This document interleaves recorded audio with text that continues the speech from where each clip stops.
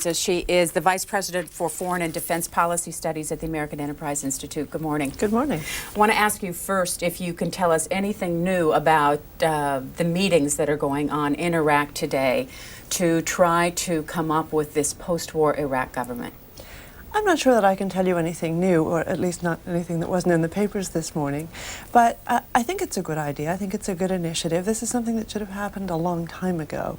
What we discovered was that we had a rolling liberation inside Iraq, and areas were liberated perhaps a little bit before our military and our political leaders expected.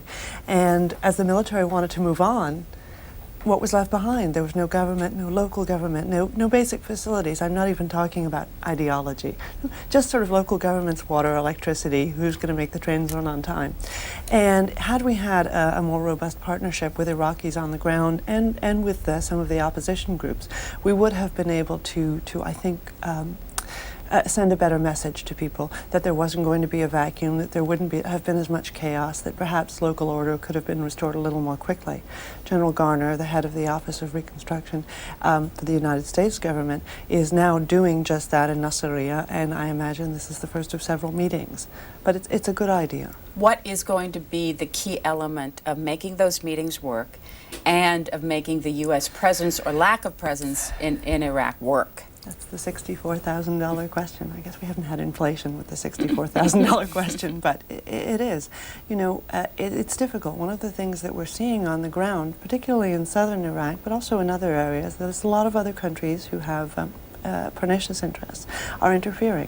So we're seeing Iranian-backed groups boycotting in Nasiriyah. The Supreme Council for the Islamic Revolution in Iraq is boycotting the meeting.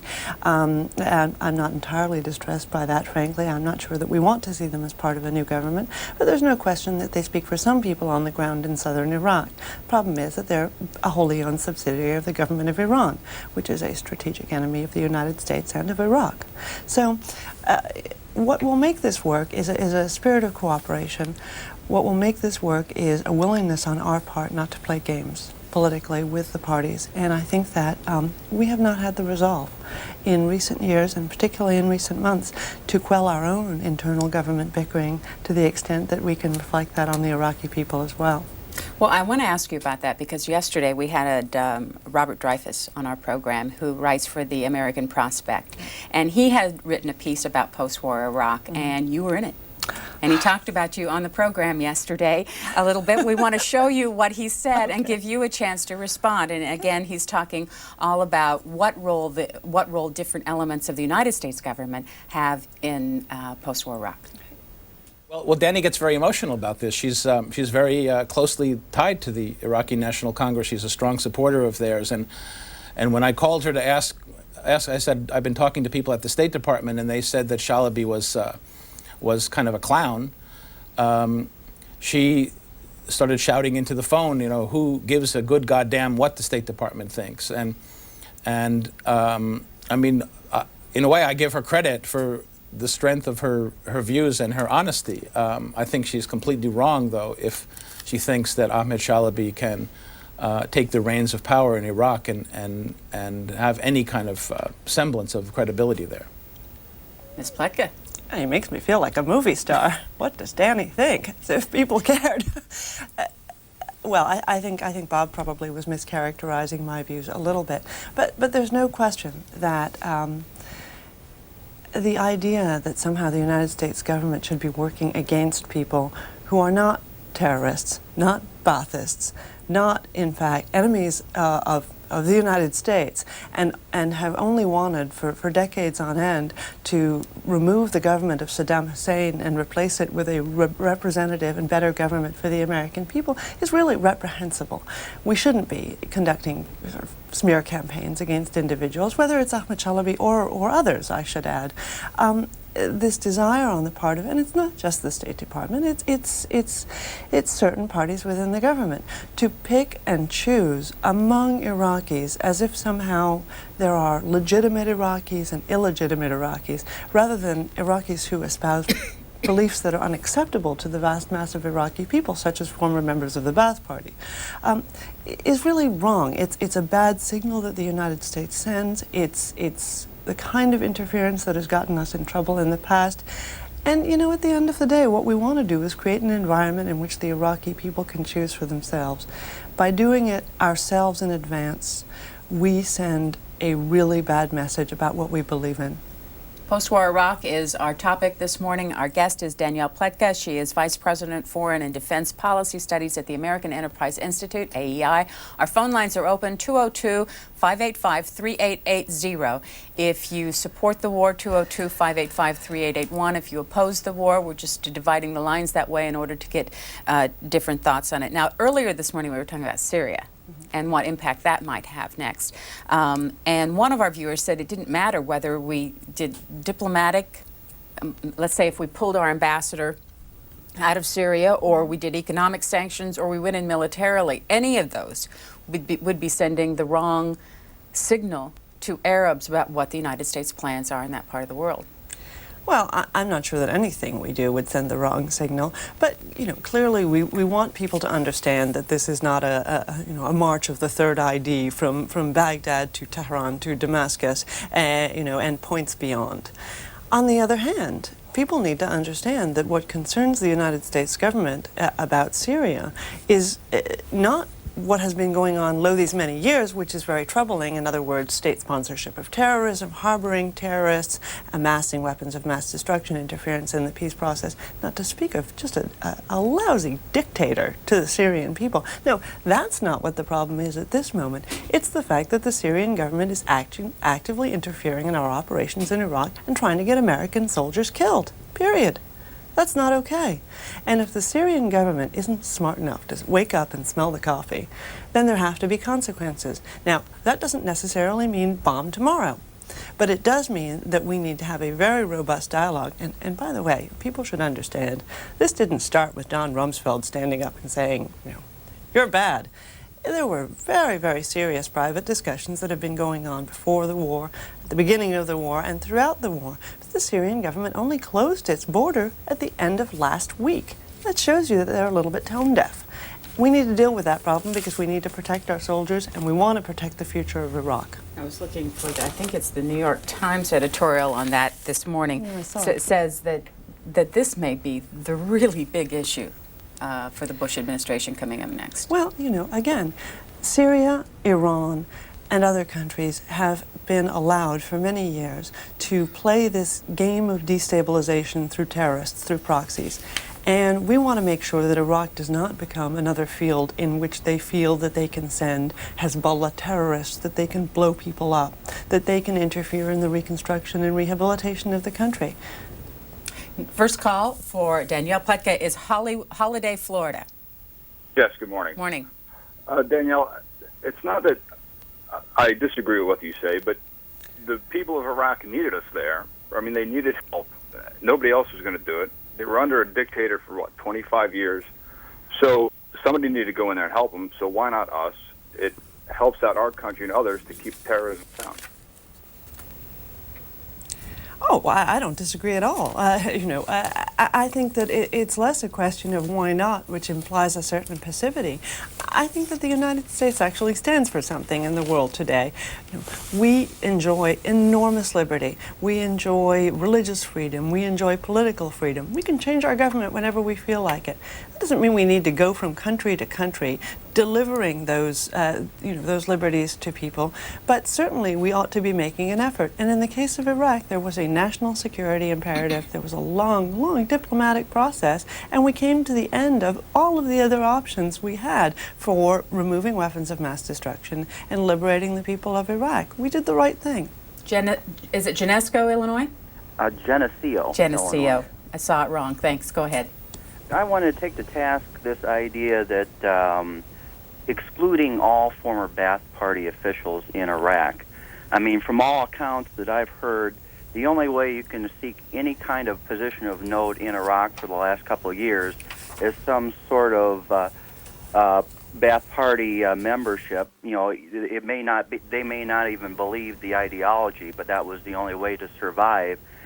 And effectively excluding the Ba'ath Party would mean that you're excluding most of anybody of note in Iraq, and many Iraqis don't trust the people, especially that have been nurtured by Washington, D.C. think tanks, and they may not receive them very well.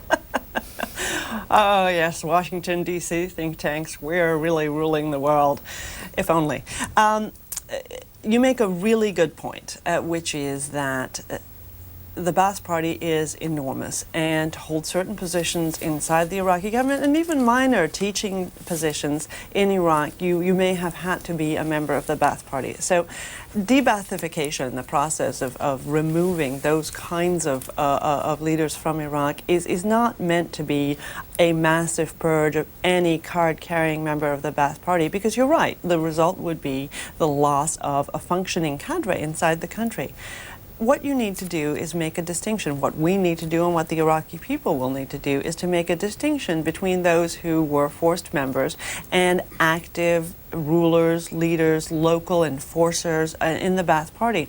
There have been estimates about the numbers. I've heard 25,000, I've heard 10,000, but remember there are millions of members of the Ba'ath Party. So no matter what, we're really talking about slicing off the top. No one is talking about rooting down any deeper, because it is an impractical prospect. I'd like to actually answer the other question as well, which is on the issue of the viability of exiles. You know, leaving your country when your country is ruled by a brutal dictator, going out, making money, raising a family, and using your freedom to try and liberate your people is not discrediting.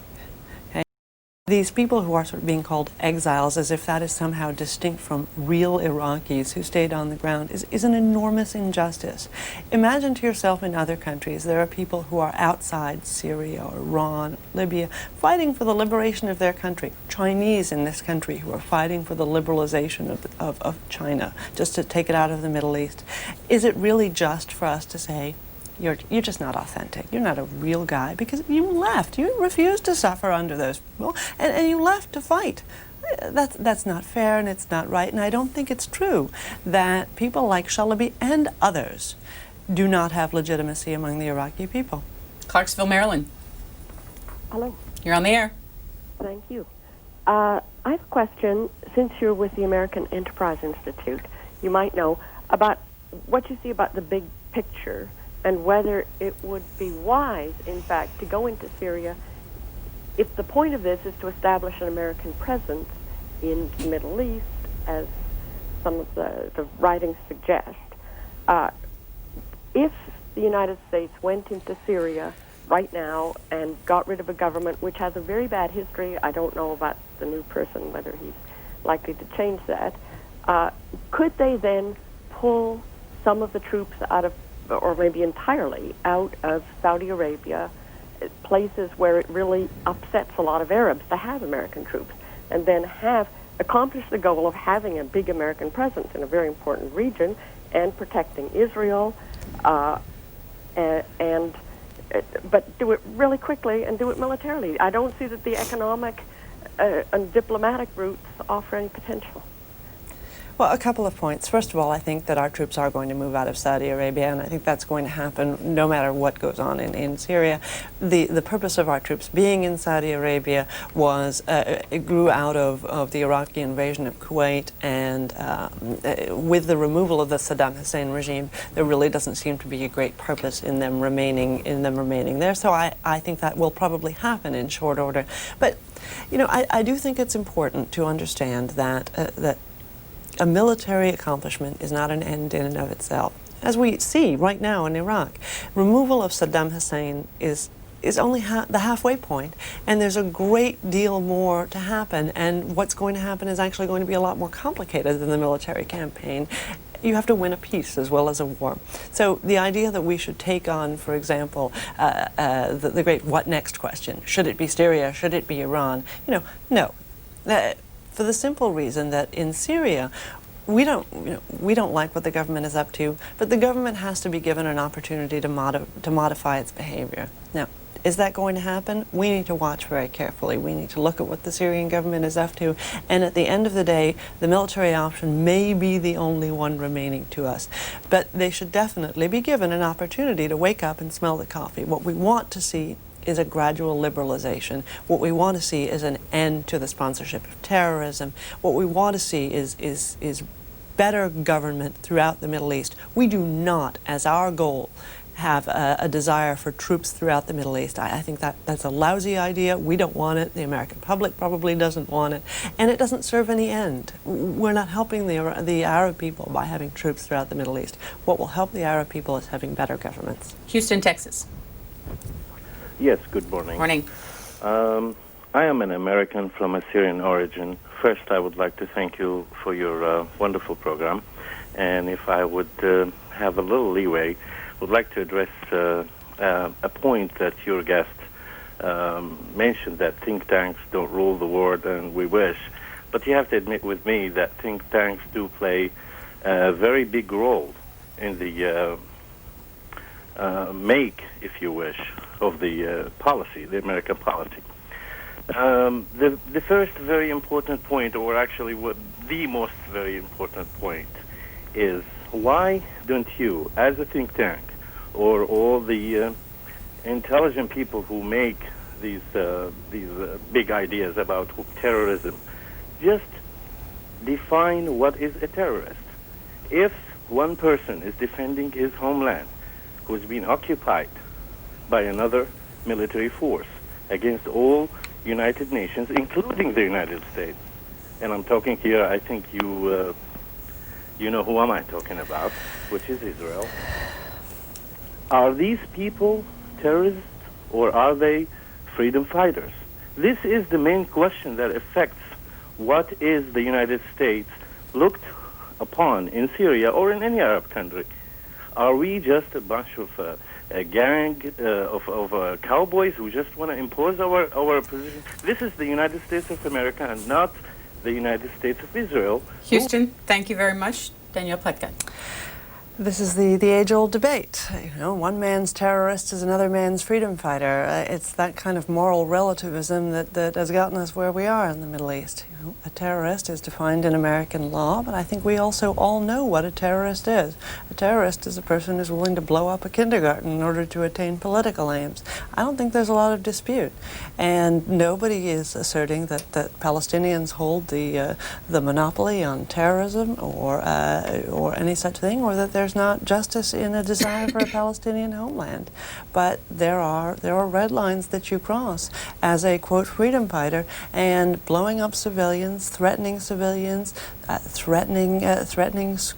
discotheques, that's terrorism. Blowing yourself up at a military checkpoint, that's terrorism. Fredericksburg, Virginia. Hello? You're on the air. I'd like to make a comment about the Iraqi invasion. It seems like it was missed on TV, or maybe it wasn't. It wasn't reported on the media. But we have intelligence that Iraqi was tied to terrorism, and also we had foreign intelligence that supported that. Yet nobody has reported on that. And President Bush said we would fight terrorism wherever we found it, and we found it in Iraq. Thank you very much. Bye. Any response? Well, I don't want to encourage anyone to believe that we did not have a lot of coverage of the war on television or in the media, because we had pretty much blanket coverage. But the caller was right in one sense, that there wasn't a lot of focus put on the terrorist operations and the terrorist camps that we found. One of the first things that the U.S. military did was to annihilate the camp of Ansar al-Islam, a group that was based in northern Iraq, that was being supported in some ways by the government of Iran, but that was affiliated with al-Qaeda. We also found, I gather from press reports, a Palestinian terrorist training camp in another part of Iraq. I think that there are a lot of things that were found. What you've seen in the reporting is the big story in a lot of ways, and I think a lot of the smaller stories, a lot of the discoveries that have been made along the way are going to filter out more slowly. But you're absolutely right. We should be focusing on those things because they give us an idea about just how evil the Saddam Hussein regime was. Let me ask you about a reporting story, because the CNN story has moved on to the editorial pages today and onto the television pages. It's all over the place. Here's the TV columns in the Washington Post says CNN executive defends his silence on known Iraqi atrocities. There's several editorials, including the Washington Post and the Washington Times, on it today. What's your thoughts? I was horrified, I have to say, when I read Easton Jordan's piece in the New York Times. Why were you horrified? You know, you expect a minimum of frankness and honesty from American media outlets. You know, we're all, you know, some have different viewpoints, but you expect that if they know about torture, if they know about murder, that they're going to be frank, that they're willing, in fact, to lose the right to have their reporters inside Baghdad, which is what Jordan was protecting. They wanted to be able to report out of Baghdad, and so they were willing to cover up not just a little bit of, you know, graft, but murder, torture, terror, threats of assassination in order to continue reporting out of Baghdad. This is unconscionable. It's unacceptable. And to turn around at the end of the day, pat yourself on the back and say, I felt just awful about the whole thing. You know, what are they covering up elsewhere? What are they covering up in Cuba, where they're reporting? What are they covering up in other countries?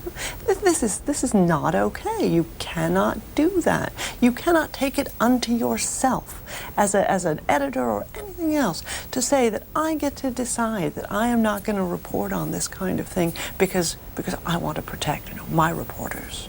It's not right. And he said in his memo to the CNN staff yesterday that he was also protecting other people who might be killed. It is not the job of an editor at CNN to decide who lives and who dies. It is not if they're there to report the news, then they shouldn't be there filtering what news they're telling. No, I remember, I mean, one of my colleagues very, very nicely put it, I have to give due credit that it wasn't my line, that you know, throughout the course of the war, we were winning on Fox, it was a quagmire on CNN, and we were losing on the BBC. So you have different viewpoints, but I remember CNN sitting there being manipulated by the Iraqi information ministry, where you would see a tight shot of a poor suffering child, and suffering went on the Iraqi side without question, but of an Iraqi child in a hospital bed. Had they only panned out, we would have seen Ministry of Information people all over the place manipulating this child and the media and the shot to show, you know, a tiny corner of what had happened, which may or may not have been representative. CNN was perfectly happy to do that. So, you know, you make these decisions. They should be reporting the news. Report the news. Don't make these decisions. And if you have to make ethical compromises in order to stay, then you're doing the wrong thing. An ethical compromise is an ethical compromise. Back to the phones. We go next to Chicago. Good morning. Good morning. Thank you for C-SPAN taking my phone call. I have a question and I have a statement. The statement is that I'm glad Saddam Hussein is out of power and every people should be free.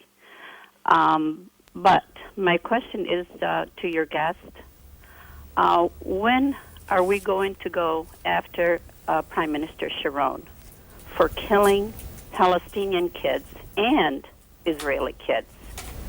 I would like for her to answer the question for me. We're never going to go after Prime Minister Sharon. He is the elected leader of the government of Israel. If you're suggesting that there should be an effort to pursue an Israeli-Palestinian peace, you're absolutely right. There should be an effort to pursue an Israeli-Palestinian peace. But one of the things we need to understand is, A, peace will come between the parties. If we impose it, if we somehow go after an individual, then it's not going to be lasting and it's not going to work. And in order for there to be peace between the Israelis and the Palestinians, both sides have to feel a certain level of security. And that means that there has to be an end to terrorism from the Palestinian side. If there is an end, you can rest assured that not only the United States, but everybody is going to come down very hard on the Israelis on the question of troop withdrawals, on the question of settlements, and on a whole variety of other issues. But the United States is not going to tell another government that it should not protect its own people from terrorists any more than I hope you would advise President Bush not to protect our people from terrorists. The Los Angeles Times reports in a piece by Ruth Morris today that there's problems with the picking of the cabinet and that Mr. Abbas is having some problems with that, in that there is one specifically a disagreement about certain people who had been in conjunction with Mr. Arafat, who Mr. Abbas does not want in his cabinet. Right. So they're saying that the whole idea of a plan might be pushed off. This is part of the problem. You know, if one of the reasons that President Bush made a speech in June of last year in which he said the Palestinian leadership needed to change wasn't just because the current Palestinian leadership is complicit in all sorts of acts of terrorism, has been ripping off the Palestinian people for many years. It's also because there really cannot be a peace agreement between someone who is a terrorist, not to speak of lousy leader for his own people, and Israel. There needs to be new Palestinian leadership, but it can't be like the Wizard of Oz. And I think that that's really what Arafat has always thought, is that he could be the man behind the curtain.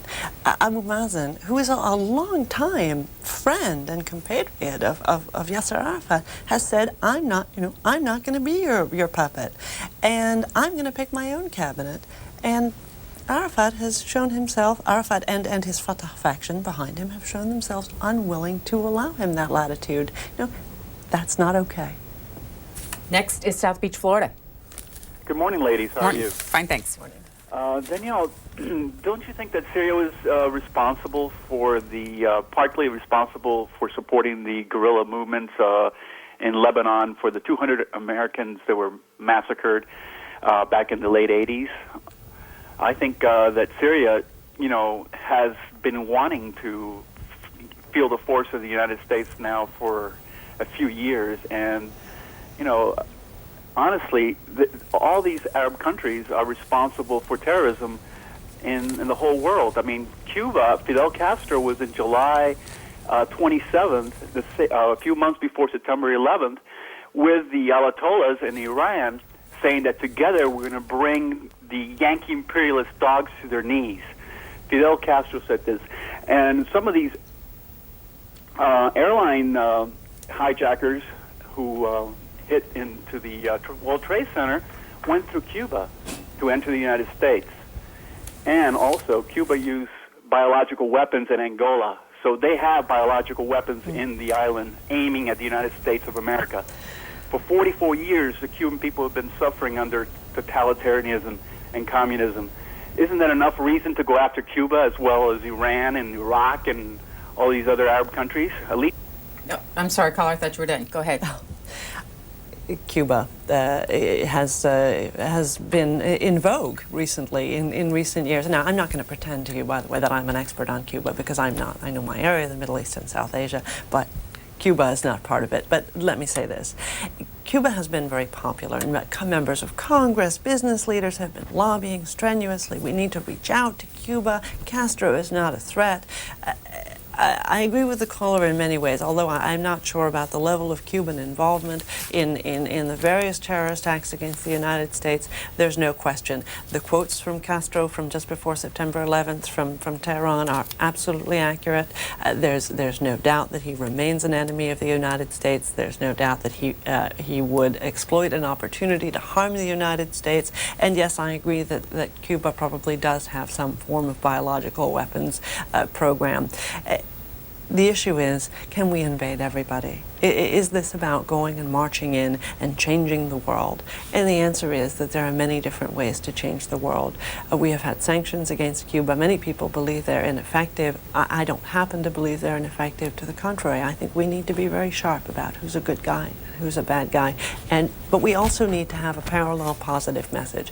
And that is, here's what you need to do. Here's what needs to happen. It's not just that we hate you. We also care for the welfare of your people. And this is what you need to do to get back into our good graces. If we could deliver that message, and if we could have that as a priority in our diplomacy, and I would argue it has not necessarily been a priority in our diplomacy, particularly throughout the Middle East, I think we could go a long way, because we have enormous influence without the Third ID, without the 82nd Airborne, but we need to use it, and we need to use it to those ends. We shouldn't be cutting diplomatic corners and making relationships with people who are anathema to us. Upper Marlboro, Maryland. Yes, I'd like to make a statement, and then I'd like to ask some questions. My statement is, I believe that there's no greater terrorist state than Israel. And my question is, when Bush started this war, he didn't look at the repercussions of this war, such as where is Bin Laden, where's Saddam Hussein, where's the wealth of Iraq? Has that wealth gone into a terrorist network? Where's the Republican Guard? Have they joined a terrorist network? If the money has gone, the wealth of Iraq has gone into a terrorist network, do they have enough money now to approach the white anti-government forces in this country, such as Timothy McVeigh and whatnot? I think we are really in trouble.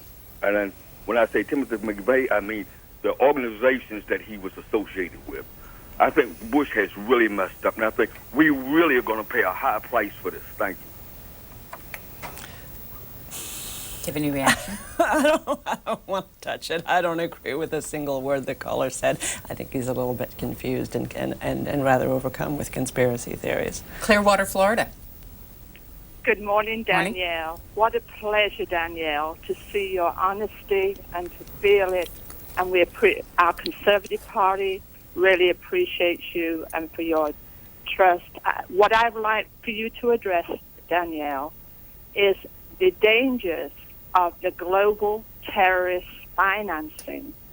Now, to me, my opinion, the liberals will have you think that it is not important that all these terrorist groups are receiving finance, not only from Hussein, Saddam. Remember the video that was shown where Arafat's families were salivating over the checks? Hussein checks. There is also problems, Danielle, of financing terrorism in Europe. We found my family in Europe know of this. The mosques in London were financed partly between Hussein and bin Laden and most of even Syria. You know, we've got to clamp down, Danielle. The most important aspect of this terrorist war, in my opinion, Danielle, is the financing. I know there's problems with the weapons of mass destruction, but would you please address this? You make a very good point, and it wasn't just the flattery toward me, although thank you very much. Financing is one of those very, very tough nuts to crack because there's no question that money is the lifeblood of terrorism. And without it, terrorists have a much harder time operating.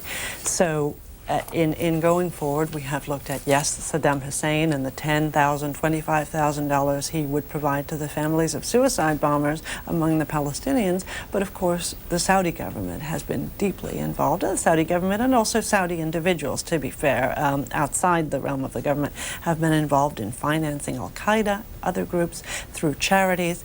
This is something terribly, terribly difficult because, it's hard to track money. It's hard to figure out who owns bank accounts. It's hard to stop financial transfers. And this is one of those areas where multilateral cooperation is the key to success. If we do this alone, it's not going to work. What we need is the help of responsible countries around the world to clamp down on this, on this lifeblood of terror. But we also need to make sure that we understand where it's coming from. We need to be very, very clear with the government of Saudi Arabia and with many other governments that a loosey-goosey attitude towards funding of charities, that the idea that somehow you are giving money to a charity and not caring where it's going, that the wife of the Saudi ambassador can, perhaps in all kindness, give a check to somebody who was involved in terrorism, thinking that she might have been paying a hospital bill, is unacceptable. Drawing these bright lines is a vital step. The United States government has gone part of the way, but perhaps we haven't been quite as tough as we need to be. We need to keep pressing on this matter. You're absolutely right. How long have you been at AEI? 1 year. And before that? I was for 10 years with the Senate Foreign Relations Committee. Doing what? Handling the Middle East and South Asia. Under whose chairmanship? The chairman, but also the ranking member, because I was there when the Senate switched sides. In fact, I think I was there for a couple of switches. I'm getting old at this point. But the chairman was Jesse Helms. And before that, a reporter? And before that, a reporter. Where? I worked for a magazine owned by the Washington Times. Before that, I was based in the Middle East, and I wrote for, actually, I didn't write for anybody. I was a lowly editorial assistant and intern for a variety of news outlets from the United States. Where are you from originally? Australia. Next call, Oxford, Georgia. Yes, ma'am. You're on the air. Hey, I have a question. I said, if the United States, we know the United States have all this great power. We're the greatest power, superpower in the world. How is it other countries to defend themselves without the United States just imposing its will on without, if it's not going to be through terrorism? You understand what I'm saying? I mean, I can't understand this. I mean, you look at people, you cause confusion in countries over the Middle East, and then you turn around and you say, hey, okay, they're terrorists. I mean, what is this? Joke, man. Well, terrorism is unacceptable. It's an unacceptable tool for anybody. The premise of what the caller is saying is that somehow the United States will use its great power, and I don't disagree that we are the world's greatest power, for ill. And I don't agree with that. You know, we're not going around bullying countries that don't need a good dose of bullying, I would argue. We are not wantonly invading countries. We haven't yet invaded France, though some of my colleagues have been tempted. So the idea that somehow the United States doesn't have the restraint, doesn't have the responsibility that goes with great leadership, I think is wrong. It's unfair, and the idea that as a counterweight there should be terrorism, that somehow this is a legitimate counterweight to our force is really wrong. The targeting of civilians for political purposes is always wrong. It demeans the cause. It is always the wrong choice. C-SPAN cameras will be at the American Enterprise Institute today, where we'll be attending a conference that will be moderated by our guest, Danielle Pletka, who's all going to be speaking.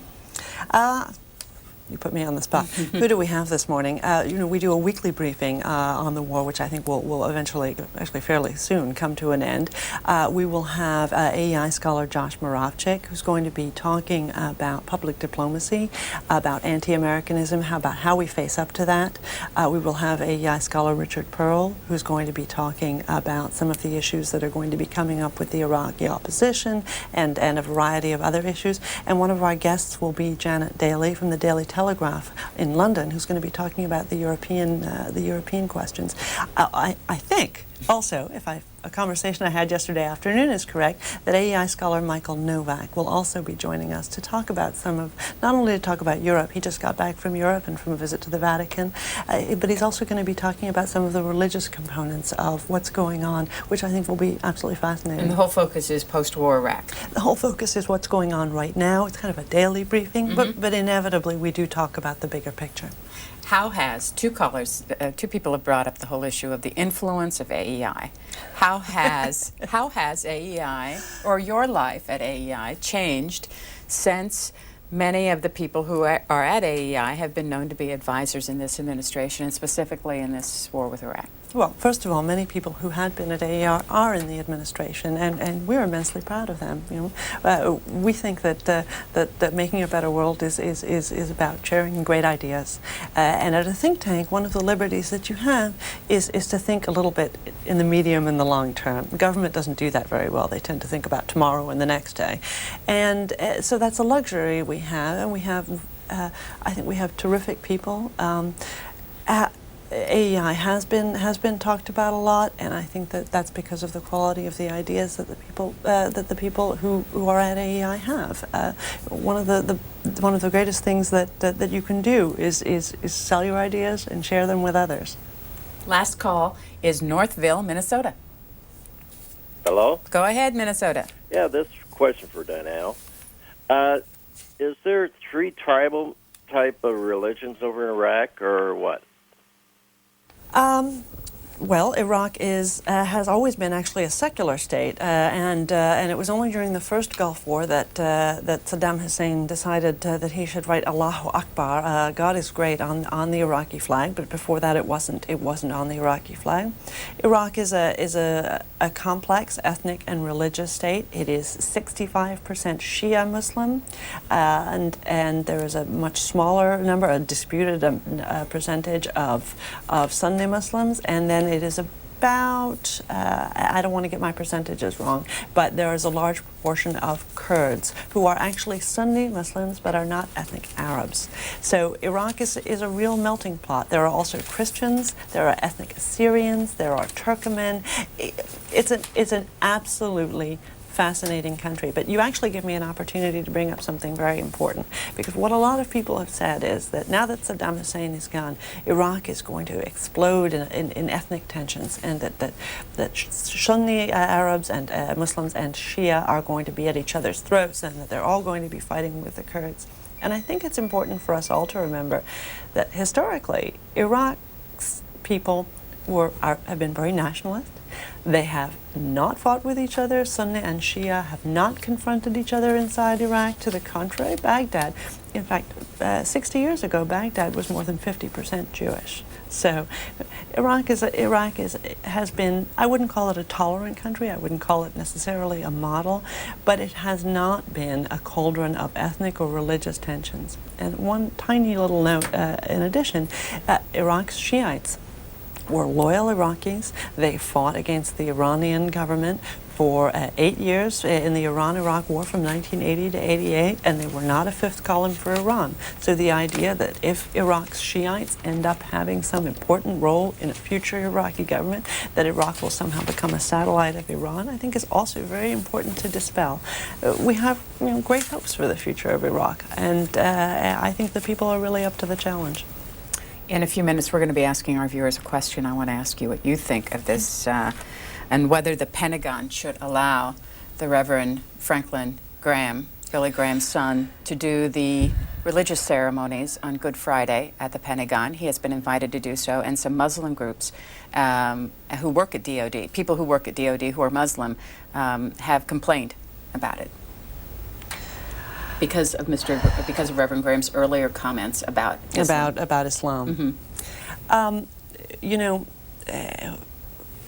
I worked with Franklin Graham's group Samaritan's Purse for some years when I was at the Senate Foreign Relations Committee, and there's no question these are this is Billy Graham's son, and I'm not going to pretend that this is a neutral group. On the other hand, Samaritan's Purse has done wonderful work. They send shoe boxes with presents for children throughout the Middle East. They have been enormously helpful to Palestinian children. They've done great work in the Sudan.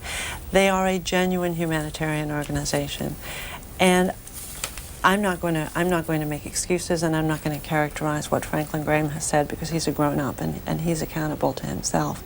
But the world is a big place, and there's room for all sorts of different ideas, and intolerance is not acceptable, but neither is exclusion. And I don't really like the idea that somehow people are blackballed from speaking in our public institutions, and the Pentagon is a public institution supported by the U.S. taxpayer.